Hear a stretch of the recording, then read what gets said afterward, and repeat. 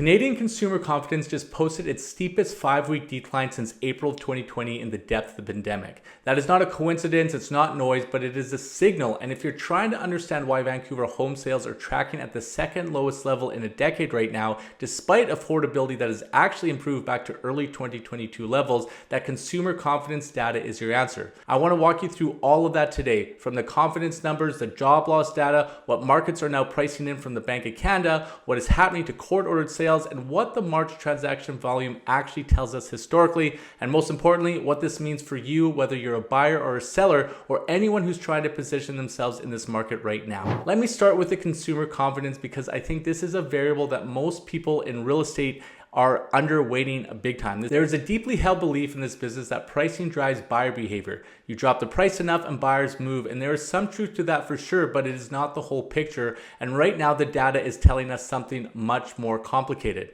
According to Bloomberg and the Nanos Consumer Confidence Index for Canada, it just posted its steepest 5-week slide since April 2020, and we are sitting at roughly 47 on that index right now, down from a short-term high near 54 that we saw at the start of this year. That is a significant move in a short period of time, and the driver behind that drop is not vague anxiety. Nanos is tracking the specific mechanism. The share of Canadians who suddenly view their jobs as not secure has hit its highest reading since 2020. That is the engine, and when you look at where the anxiety is concentrated, BC is at the top of that list. The Nanos unprompted polling, where respondents are not given a list of options, they volunteer their biggest concern independently. And it shows that the share of BC residents citing jobs and the economy as their number one worry has surged to its highest level since at least 2020 on that data set, sitting near 25%. That is 1 in 4 British Columbians walking around right now with the economy as their dominant concern.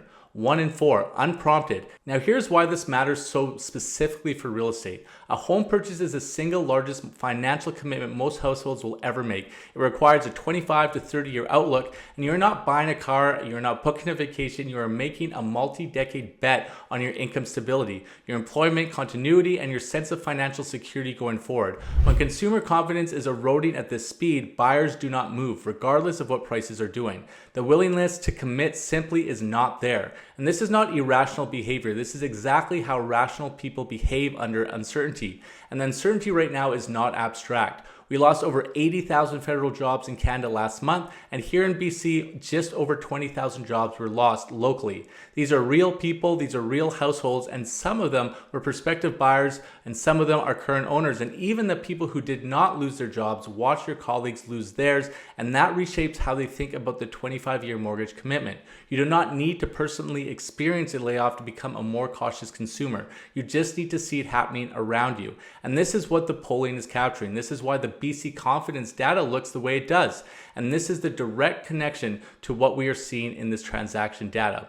March home sales in Greater Vancouver came in at approximately 2,000 transactions, and I want you to sit with that number for a moment in historical context. Looking back to 2010, we have only had one March with fewer sales than this, and that was in 2019. Before that, it was March of 2020 was the only comparable period, and this was the pandemic. We're talking about the second lowest March sales volume in over a decade, and this is happening in a market where, by the affordability measure, the estimated mortgage payment on a typical Vancouver home is back to 2022 levels. That number equates to roughly $3,900 to $4,000 a month, down from the peak of over $5,500 a month in 2024.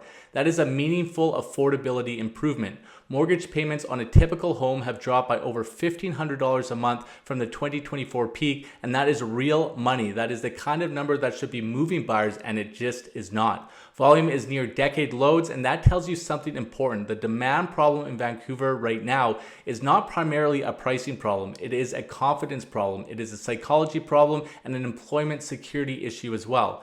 Now let me layer in the interest rate picture, because that is adding another layer of complexity. Markets were briefly pricing in 4 Bank of Canada rate hikes late in March, with the first expected this summer. That number has come down as of the most recent forward contract data. Markets are now pricing in 2 hikes in 2026, with the first now expected at the September meeting and a second in December. The Bank of Canada policy rate has come down significantly from its peak. We are sitting now at 2.25%, but that expected path now bends upward again at year end, thanks to what is going on overseas in the Middle East. And here's the nuance that matters for buyers and sellers right now. Fixed rates have already begun pricing in this anticipated hiking cycle, and the best 5-year fixed offerings are now in the low 4% range. Variable rates are still in the approximate 3.5% range, so if those two hikes materialize, the variable rate product starts to look less attractive and the spread narrows significantly. I know for myself, I just renewed one of my mortgages last winter and I was at a 3.55 year fix, so you can see that it has gone up quite significantly because of what's been happening overseas. Fixed rates continue to move upward and variable rate holders may feel the impact immediately when the hikes land. The one scenario that changes this picture materially is a resolution to the Iran conflict. Markets are explicitly pricing in the possibility that a peace agreement or ceasefire could remove the energy price pressure that is driving some of the inflation risk that is pushing the rate hike projections. If we get that resolution, you would likely see both hikes repriced out of the forward curve relatively quickly.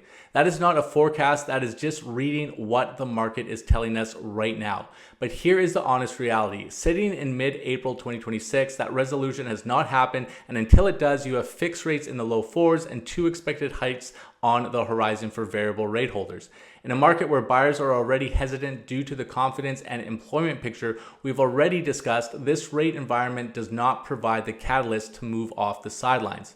Now, I want to talk about something that does not get enough attention in the public conversation about this market, and that is court-ordered sales. The ZLT data on active court-ordered listings in Vancouver shows a clear and significant upward trend. We were at roughly 15 to 20 court-ordered active listings in 2022 to 2023 timeframe, and we are now tracking near 170 and spiking upward. That is approximately a 7 to 8 times increase in distressed inventory over roughly a 2-year period. These are households that could not hold on any longer, and these are mortgage holders who, for whatever combination of reasons, whether it's job losses, rate increases, personal financial stress, reached a point where a court ordered the sale of the property. This inventory hits the market differently than a standard listing. It creates price pressure and it creates comparables that can affect valuations in adjacent properties. And it signals that the stress that has been building in the system since the 2022 to 2023 rate hiking cycle has not fully cleared. Some of that stress is only now showing up in the legal system and on the MLS. For buyers, this is worth watching. Court-ordered sales can represent opportunities, but they require careful diligence on condition, on strata history if applicable, and on financing timelines. These are not situations where you negotiate in the same way as a standard transaction. For sellers who are not under that kind of pressure, this is also worth understanding. When court-ordered inventory is rising and buyer confidence is low, you need to be priced correctly from day one. A motivated court-ordered seller sets comps that your buyer's agent will absolutely present at the table. You cannot ignore that inventory if you are listing in a similar price bracket or building. So let me bring this all together. Here is what the data is actually telling us as of April 2026. Consumer confidence has posted its steepest 5-week decline since the pandemic. The driver is job insecurity, and BC specifically is among the hardest hit provinces on that measure. And we as realtors are seeing this every day on the sidelines. We have buyers that are coming in and coming out of the market, and because of all the news that is being layered in on a week by week basis, and we're not even touching on what is going on with the land claims here and the land titles happening with the muskroom treating, there is a lot to go through when it comes to being a buyer and understanding what their needs and their motivations are. We know that buyers don't have a ton of motivations right now, and that has been a problem. And that consumer confidence that continues to drop in that 5-week period, it definitely does coincide with what's going on in the Middle East, what's going on with the job loss data, and even with the overall immigration levels that we've talked about as well. For the first time in Confederacy, Canada has seen a decline in its population growth. And if you look at some of the other polling, such as the happiness markers, and I know that sounds a little bit funny, and Canada is ranking lower and lower in those rankings, especially in that youth demographic. In the youth demographic, and those are people aged up until 24 years old, they are now ranking Canada as the 71st happiest place to live. So this does not bode well with overall confidence and with overall sentiment in the marketplace. A lot of the youth here don't have a lot of hope of where they're going to get their jobs, where they're going to live in the future, and that is a big time problem when it comes to housing here in British Columbia and Canada as a whole. Buyers who are uncertain about their income, uncertain about the interest rate path, and watching their peers lose their jobs do not buy homes even when prices and payments have improved. And this is not a market that is going to be unlocked by another price reduction. This is a market that is waiting for clarity.